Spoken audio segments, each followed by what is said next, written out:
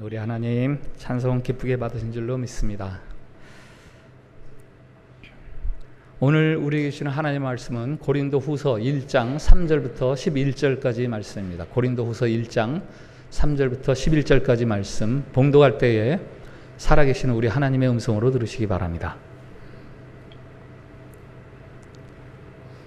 찬송하리로다. 그는 우리 주 예수 그리스도의 하나님이시요 자비의 아버지시요 모든 위로의 하나님이시며 우리의 모든 환난 중에서 우리를 위로하사 우리로 하여금 하나님께 받는 위로로서 모든 환난 중에 있는 자들을 능히 위로하게 하시는 이시로다. 그리스도의 고난이 우리에게 넘친 것 같이 우리가 받는 위로도 그리스도로 말미암아 넘치는도다. 우리가 환난 당하는 것도 너희가 위로와 구원을 받게 하려는 것이요 우리가 위로를 받는 것도 너희가 위로를 받게 하려는 것이니 이 위로가 너희 속에 역사하여 우리가 받는 것 같은 고난을 너희도 견디게 하느니라. 너희를 위한 우리의 소망이 견고함은 너희가 고난에 참여하는 자가 된 것 같이 위로에도 그러할 줄을 알미라. 형제들아, 우리가 아시아에서 당한 환난을 너희가 모르기를 원하지 아니하노니 힘에 겹도록 심한 고난을 당하여 살 소망까지 끊어지고 우리는 우리 자신이 사형 선고를 받은 줄 알았으니 이는 우리로 자기를 의지하지 말고 오직 죽은 자를 다시 살리시는 하나님만 의지하게 하심이라. 그가 이같이 큰 사망에서 우리를 건지셨고 또 건지실 것이며 이후에도 건지시기를 그에게 바라노라. 너희도 우리를 위하여 간구함으로 도우라. 이는 우리가 많은 사람의 기도로 얻은 은사로 말미암아 많은 사람이 우리를 위하여 감사하게 하려 함이라. 아멘. 샬롬. 샬롬. 예, 우리 주변 분들하고 밝은 얼굴로 축복 인사를 나누겠습니다. 하나님께서 우리를 사랑하십니다.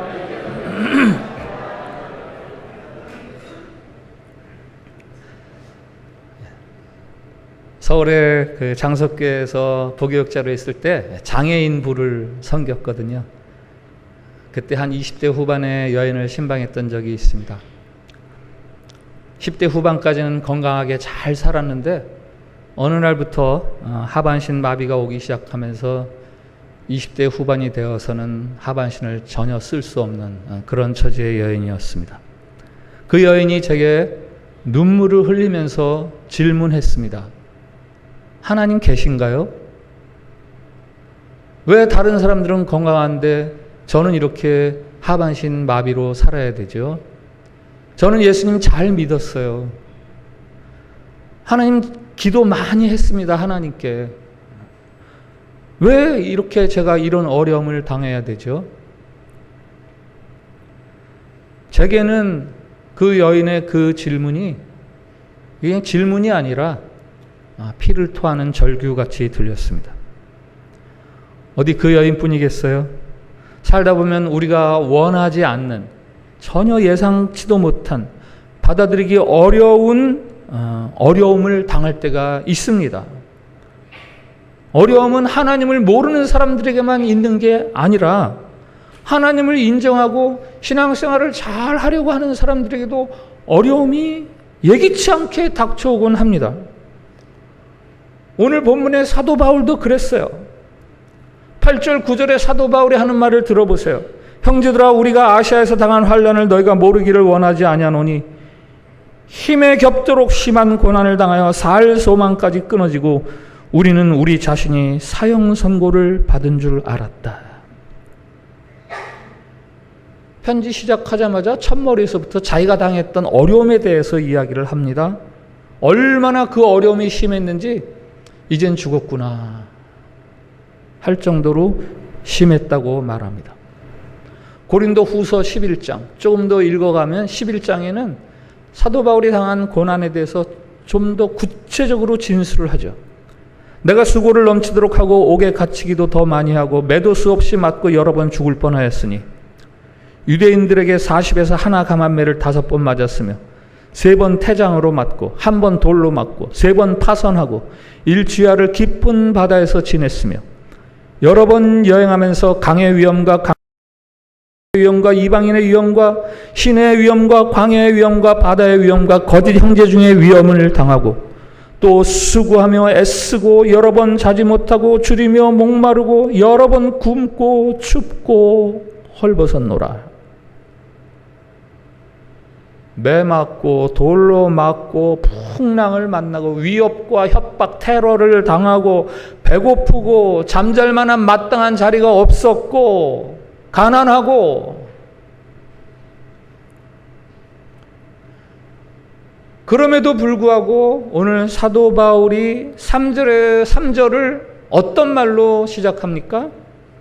찬송하리로다. 찬송하리로다. 앞에 1절, 2절은 당시 편지가 갖추고 있는 레귤러한 포맷이라고 보시면 돼요. 발신인이 누군지, 수신인이 누군지. 그러니까 고린도후서의 본론은 3절부터 시작되는 거예요. 그런데 사도 바울이 붓을 들어서 편지를 쓰면서 시작하자마자 첫 쓰는 단어가 뭐냐? 찬송하리로다. 황실에서 황제가 하는 말이 아니에요. 요즘으로 말하면 저 아래 꽉 막힌 도로를 유유히 쳐다보면서 빌딩 옥상에서 빌딩 옥상으로 헬리콥터 타고 다니는 재벌 총수가 하는 말이 아니라고요. 아, 이제는 죽는가 보다. 이젠 끝이구나. 할 정도의 어려움. 그러나 그럼에도 불구하고 그런 어려움들이 내 노래를 멈추게 할 수는 없지 라는 게 바로 이 찬송하리로다 첫 구절입니다. 우리도 자칫 찬송과 노래를 잃어버리기 쉬운 그런 어려움을 당할 때가 있습니다. 그러나 우리가 어떻게 그러한 중에도, 왜 그러한 중에도 우리가 찬송을 부를 수 있는가, 그것에 대해서 오늘 사도 바울은 잘 우리에게 설명을 해주고 있어요. 환난 가운데서 찬송할 수 있는 첫 번째 이유가 있다면, 사도 바울은 환난을 통해서 하나님의 특별한 위로들을 경험합니다.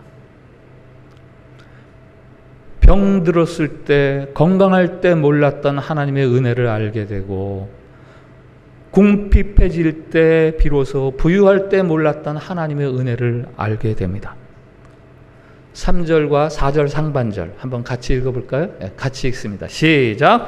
찬송하리로다. 그는 우리 주 예수 그리스도의 하나님이시요 자비의 아버지시요 모든 위로의 하나님이시며 우리의 모든 환난 중에서 우리를 위로하사, 우리의 모든 환난 중에서, 이 말은 어떤 환난을 우리가 당하더라도 하면서 우리를 위로한다. 하나님이 오늘 읽은 본문 중에서 반복되는 두 단어가 있어요. 하나는 환난, 하나는 고난입니다. 영어 성경에는 trouble, suffering, 이 두 단어가 반복됩니다. 예기치 않게 당하는 재난이나 재해, 정말 수행하기 어려운 복잡한 과정, 문제나 핍박, 상처, 그리고 그것들로 인한 정신적인 압박에서 오는 그 부담감, 스트레스. 신자라고 해서 이러한 것들에서 예외일 수는 없습니다. 다만 신자인 우리에게 다른 것이 있어요. 하나님의 위로. 우리가 당하는 어려움의 원인이나 이유는 우리가 납득할 수 없습니다. 그 이유나 정당성, 당위성을 따진다면 도저히 내게는 없어야 되는 그런 환난들도 많이 있습니다. 설교 초두에 말씀드렸던 그 제가 신방했던 20대 후반의 그 여인과 같은 경우가 바로 그런 경우죠. 그럼에도 불구하고 신자가 당하는 모든 환난에는 하나님의 위로가 함께 있습니다.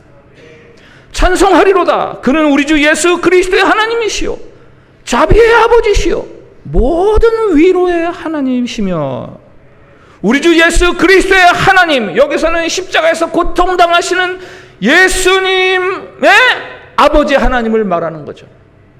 모든 자비의 하나님, 여기 자비가요 복수예요. 복수. 단수 복수할 때 복수. 자비들의 아버지, 자비들의 아버지. 우리가 당한 고난도 여러 가지죠. 그러나 그 고난 가운데에서 하나님이 베풀으시는 자비도 여러 가지예요. 그래서 모든 위로의 하나님 이렇게 이야기하는 거죠. 환난과 고난 이 두 단어가 반복됩니다마는 사실은 오늘 본문에서 그 두 단어보다도 더 눈에 확연하게 띄는 단어가 하나 있어요. 바로 위로라는 단어예요. 위로. 3절부터 7절까지 집중적으로 반복해서 10번이나 반복됩니다. 영어성의 comfort, 헬라어로는 파라클레시스. 파라클레시스. 이게 신약성경 전체에 28번 나와요. 28번. 그런데 오늘 3절부터 7절까지 10번이 나와요. 얼마나 강조를 합니까? 그래서 고린도후서 1장을 별명을 짓는 거죠. 위로의 장. 위로의 장. 파라클레시스. 곁에 와 계시다. 나란히 서다. 이런 뜻이에요.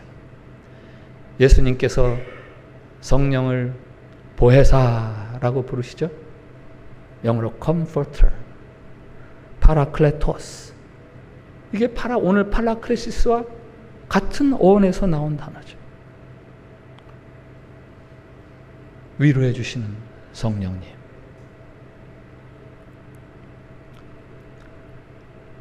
다니엘서에 보면은 다니엘의 세 친구가 느부갓네살 왕이 세운 금신상에 절하지 않는다는 이유로 불 속에 던져지잖아요. 하나님을 잘 믿으려다가 당하는 어려움입니다. 하나님이 왜 그들을 불 속에 던지지 못하도록 막지 않으셨느냐? 이런 질문에는 성경이 대답하지 않아요. 이런 질문에는 성경이 대답하지 않습니다.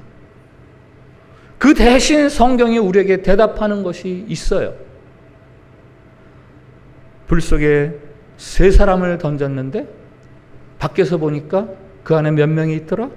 4명이 있더라. 불 가운데로 4명이 다니더라. 다른 한 사람은 누구란 거예요?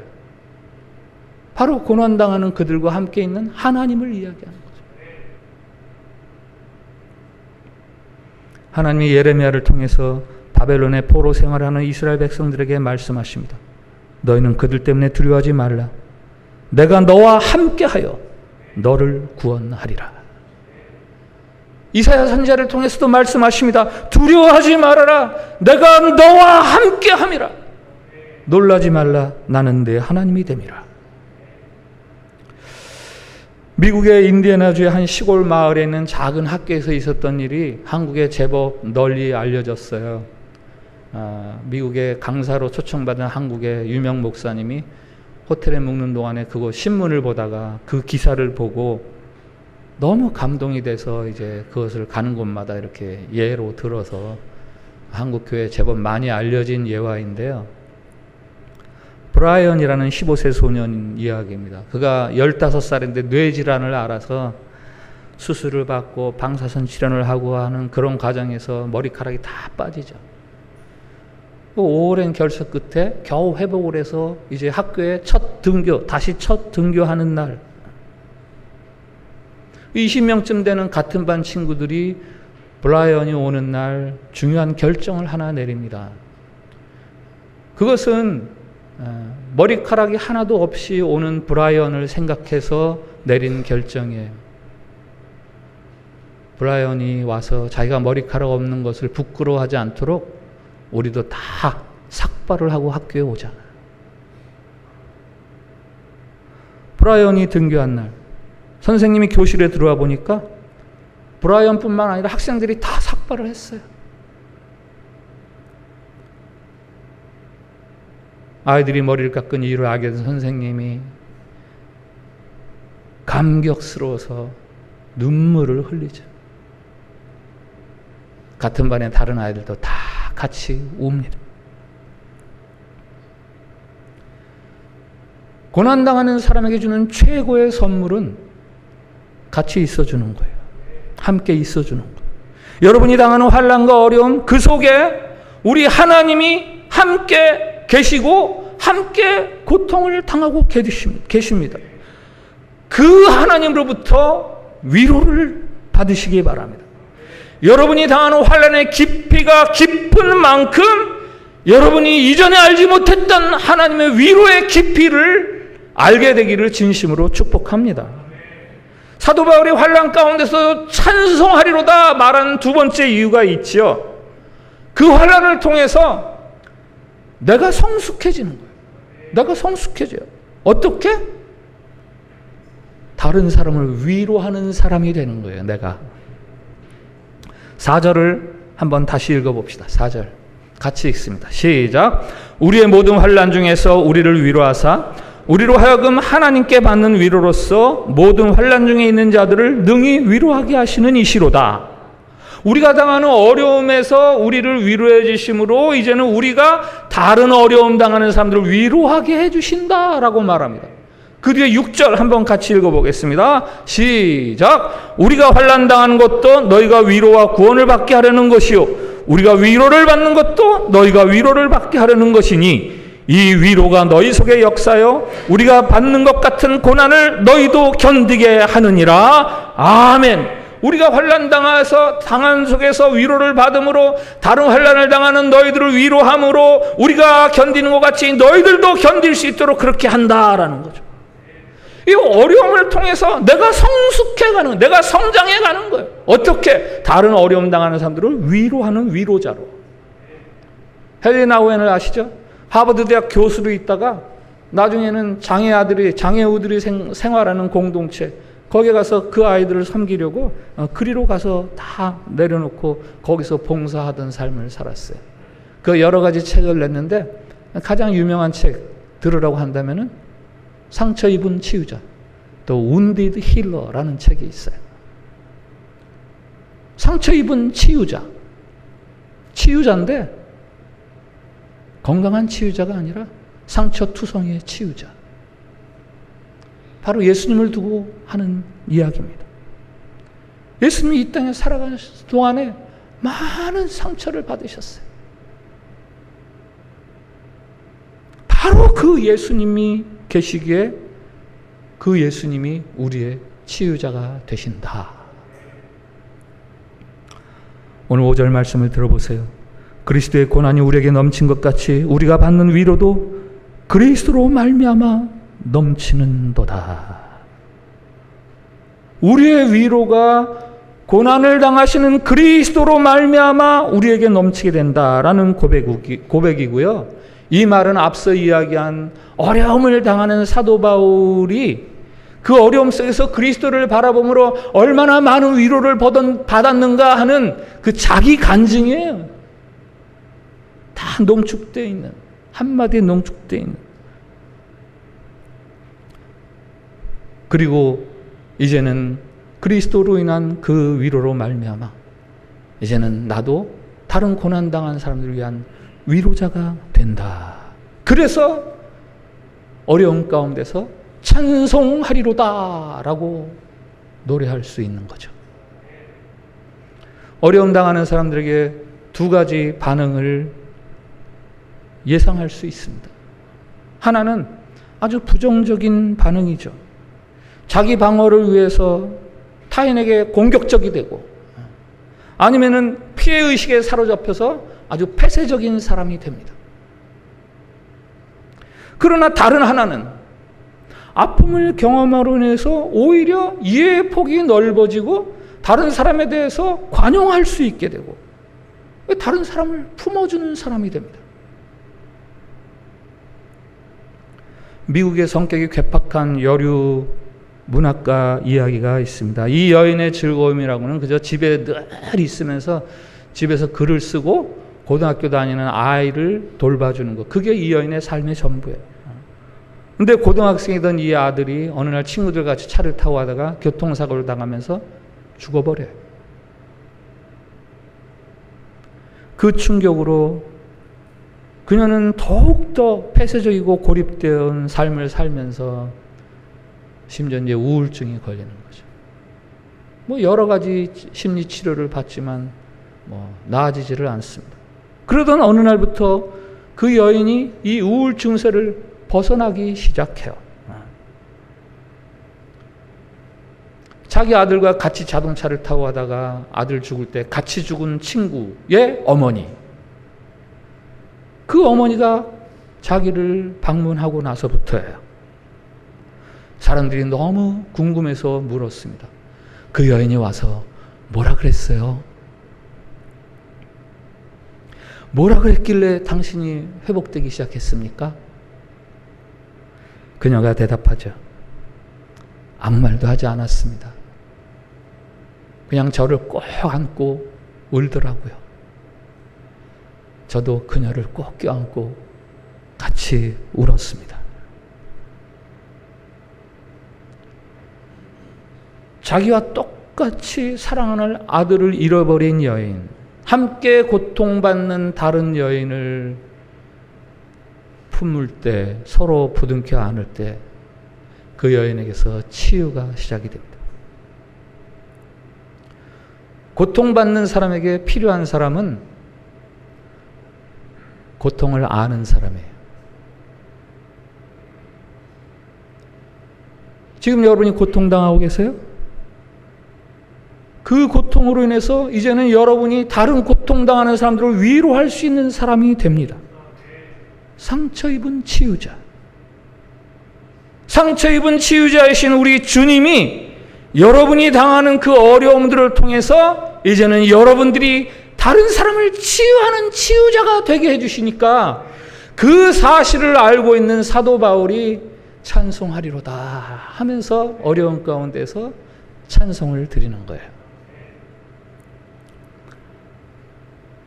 환난 중에서 찬송할 수 있는 마지막 이유가 있죠. 사도 바울이 말해요. 환난이 자기로 하여금 하나님을 더욱 의지하는 사람이 되게 했다. 오늘 9절을 한번 같이 읽어보겠습니다. 9절 시작. 우리는 우리 자신이 사형 선고를 받은 줄 알았으니 이는 우리로 자기를 의지하지 말고 오직 죽은 자를 다시 살리시는 하나님만 의지하게 하심이라. 아멘. 혹독한 환난을 통해서 이제는 나를 의지할 게 하나도 없어서 오직 하나님만 의지하게 하시더라. 환난은요, 우리가 하나님만 의지하게 하는 아주 쓴 약입니다. 인생이 순탄하고 잘 나가면 우리는 그것들로 하나님을 의지하는 게 아니라 그것들을 자기 과시의 수단으로의 기회로, 자기 과시의 기회로 그렇게 삼습니다. 이 과시 속에는 허영이 있고 자기 우상화의 죄성이 들어있어요. 내 힘으로 감당할 수 없는 고통을 당할 때야 비로소 이 자기 우상이 깨지면서 하나님 도와주세요. 하나님을 더욱더 의지하는 사람이 되더라. 내가 별게 아니구나. 내가 특별한 사람이 아니구나. 그래서 이 환난은 우리로 하여금 자기를 의지하는 사람이 아니라 하나님을 의지하는 사람으로 만들더라라는 그런 내용이죠. 20세기 최고의 기독교 변증가 C.S. 루이스의 고통의 문제라는 책에서 이렇게 써 있습니다. 고난에도 의미가 있다. 사람은 안락하고 모든 것이 잘 되어갈 때는 자기의 의지를 내려놓지 않는다. 만사가 더할 나위 없이 잘 되어갈 때 우리 생각을 하나님께 돌린다는 것이 얼마나 어려운 일인지 우리는 잘 안다. 그러나 자기가 상처를 받고 고통을 당하게 되면 누구나 자신의 잘못을 생각한다. 그래서 의심할 여지 없이 고통은 사람에게 개선의 기회를 제공한다. 고통은 하나님을 거역하고 있는 영혼의 요새 안에 진리의 깃발을 꽂게 한다. 그러면서 이렇게 말하죠. 하나님은 인간의 즐거움에 대해서는 세미한 음성으로 속삭이신다. 그러나 우리의 고통에 대해서는 소리를 치신다. 고통은 죽어있는 세계를 깨우치는 하나님의 확성기다. 우리가 만사가 잘 되고 즐거울 때는 하나님이 속삭여서 하나님 소리가 잘 안 들린다. 우리가 고통을 당할 때는 하나님이 확성기로 막 얘기해 주시는 것 같아서 그제서야 하나님을 알게 되고 하나님을 의뢰하게 된다. 요즘 마태복음 묵상 아침샘물 큐티 바리새인과 서기관들 아주 엄하게 꾸짖으십니다. 그러나 복음서에 보면 세리나 창녀 같은 사람들에게는 예수님 굉장히 관대하세요. 왜입니까? 왜 그렇습니까? 바리새인들은 자기 만족과 우월감의 망상에 사로잡혀서 살아가는 사람들이에요. 자기들이 이룬 의가 부족함이 없다라고 생각하는 사람들입니다. 그들은 하나님 앞에서는 자랑은 하지만 하나님을 신뢰하거나 하나님을 의지하지는 않습니다. 하나님 도와주세요 하지는 않습니다. 그러나 세리와 창녀는 자기 자신의 모습에 만족할 수가 없죠. 늘 부족함을 느껴서 갈급해합니다. 목말라합니다. 하나님을 찾습니다. 예수님이 그들을 받아들이시는 이유는 바로 그거예요. 그거. 하나님을 필요로 하는 마음. 우리가 당하기를 원치 않는, 우리가 되도록이면 빨리 벗어나고 싶은 환난과 어려움들, 그것들로 인해서 우리는 점점 하나님을 의뢰하는 사람들이 되어간다. 하나님 도와주세요.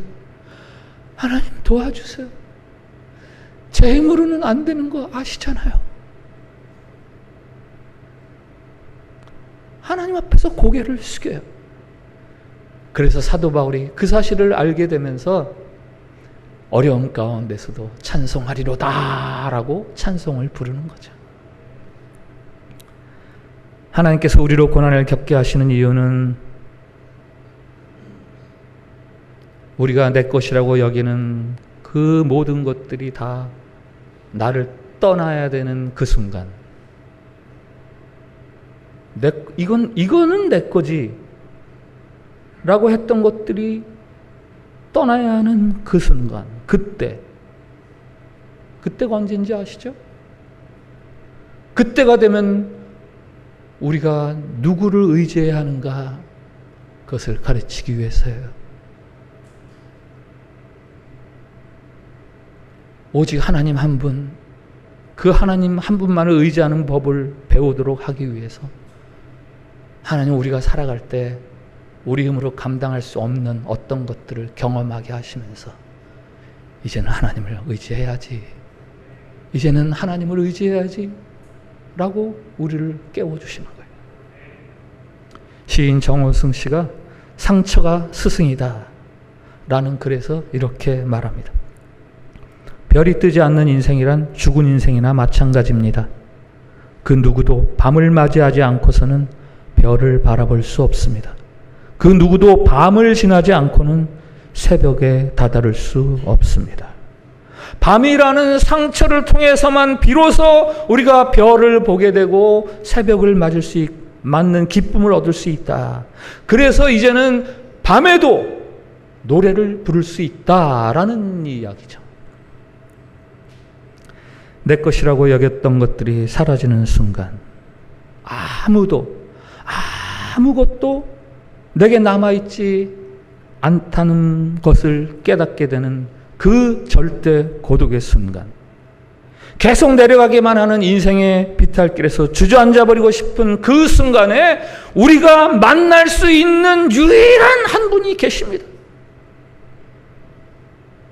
내 곁에 계시고 나와 함께 계시면서 십자가에서 고통당하던 그 손을 뻗으시면서 나를 일으켜 주시는 분, 바로 우리 주님. 그 주님 때문에 예수님을 믿는 사람들은 그 어떤 환난 가운데서도 찬송하리로다 하고 긍정적인 소망을 노래할 수 있는 거죠. 이 비밀을 아는 사도 바울이 고린도후서 4장에서 이렇게 말합니다. 고린도후서 4장 한번 띄워주세요. 우리가 잠시 받는 환난에 경한 것이 지극히 크고 영원한 영광에 중한 것을 우리에게 이루게 하매니 우리가 주목하는 것은 보이는 것이 아니요 보이지 않는 것이니 보이는 것은 잠깐이요 보이지 않는 것은 영원함이라. 우리가 잠시 살아있는 동안에 받는 이 어려움들, 고난들, 이런 것들의 그 무게는 우리가 영원히 보이지 않는 세계에서 받을 그 영광의 중한 것에 비하면 이건 뭐 아무것도 아니지라고 노래를 하는 거예요. 이것들을 통해서 오히려 영원하고 중한 영광을 내가 누릴 수 있다라는 그런 고백입니다. 지금 여러분이 당하는 고난이나 환난이 있다면 그것은 불평해, 원망해, 이젠 포기하고 절망해 라고 그래서 주시는 것이 아닙니다.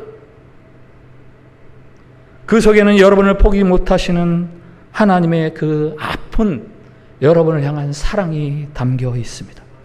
어떻게 해서든지 여러분들을 하나님을 더 깊이 경험하고 그래서 더 든든하게 믿음 위에 서 있는 사람으로 만들어내시려는 그 하나님의 아픈 사랑이 우리가 당하는 이 고통과 어려움과 환난 속에 함께 있는 거예요. 그래서 하나님의 위로가 얼마나 큰지를 알게 하시고 그로 인해서 우리가 이 땅에서 남아있는 동안에 더 유용하고 더 쓸모있는 사람으로 살아가도록 하시려는 하나님의 신비로운 섭리죠. 예수님이 제자들에게 말씀하셔요. 세상에서는 너희가 환난을 당하나 담대하라. 세상에서 너희가 환난을 당할지라도 담대하라. 이제부터 너에게 환난이 없을 거야. 담대해 라고 말씀하지 않으셨어요. 이제부터 너희가 모든 일이 잘 될 거야. 두려워하지 마. 편안해. 담대해 라고 말씀하지 않으셨어요. 나를 믿는 너희들일지라도 너희들이 환난이 있을 거야. 그래도 담대해. 갈보리 언덕 위에 세워진 예수님의 십자가. 그것은 바로 고통스러운 삶의 자리에서 신음하는 자들의 삶을 찬송으로 바꾸어 주시기 위해서 모든 자비의 아버지, 모든 위로의 하나님이 높이 세워주신 것, 그게 바로 갈보리 산 위의 십자가입니다. 초원에 피크닉을 가는 삶 속에서도 찬송하리로다 노래할 수 있죠. 그러나 전쟁터같이 질퍽거리는 삶의 자리에서도 찬송하리로다 이렇게 할 수 있는 사람들, 그들이 바로 예수님을 믿는 사람들이에요. 그들의 빛은 그들이 당하는 고난과 환난으로 말미암아 더 찬란하게 빛날 겁니다. 이 사실을 굳게 믿는 사도 바울이 로마서 8장에서 고백합니다. 같이 읽읍시다. 로마서 8장 28절. 이왕 읽는 거 크게 한번 읽어봅시다. 시작. 우리가 알거니와 하나님을 사랑하는 자 곧 그 뜻대로 부르심을 입은 자들에게는 모든 것이 합력하여 선을 이루느니라. 아멘. 여기 모든 것은요, 여기 모든 것은 여러분이 그토록 멀리하고 싶은 어려움과 환난, 그것들 다 포함해서. 그래서 오늘 큰 환난 가운데에서도 찬송하리로다 하는 사도 바울처럼 우리가 살아갈 수 있게 하시는 거죠. 오늘 말씀 앞에서 드리는 공동 기도가 있습니다. 주님, 비록 우리가 환난 가운데 있을지라도 주님의 위로 또한 함께 있음에 감사드립니다. 주님, 환난으로 인해 우리와 함께 하시는 하나님에 대해 의심하지 않게 하옵소서. 주님, 우리가 더욱 성숙한 신앙인이 되어 다른 이를 위로하는 위로자가 되게 하옵소서. 우리 이 기도를 같이 드립시다. 같이. 시작. 주님, 비록 우리가 환난 가운데 있을지라도 주님의 위로 또한 함께 있음에 감사드립니다. 주님, 환난으로 인해 우리와 함께 하시는 하나님에 대해 의심하지 않게 하옵소서. 주님, 우리가 더욱 성숙한 신앙인이 되어 다른 이를 위로하는 위로자가 되게 하옵소서. 아멘. 모든 자비의 아버지시며 모든 위로의 하나님이신 하나님 아버지, 우리가 하나님의 이름을 찬송드립니다. 비록 우리가 환난과 어려움 중에 있다 할지라도 그것들 때문에 절망하거나 무너지지 않게 하시고 다시금 하나님을 바라보며 일어서라고 격려해 주시니 감사합니다. 주님, 우리에게 자비를 베풀어 주시옵소서.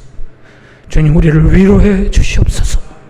우리를 의지하고 자랑하던 자리에서 내려와 이제는 오직 주님만을 의지하오니 위로와 자비에 능하신 하나님, 이 어려운 가운데서 만나게 해 주시옵소서. 그래서 환난 중에도 찬송하는 삶이 가능함을 증언하며 살게 해 주시고, 고통당하는 다른 사람들을 위로하는 위로자로 남은 삶을 살게 해 주시옵소서. 예수님 이름으로 기도합니다. 아멘.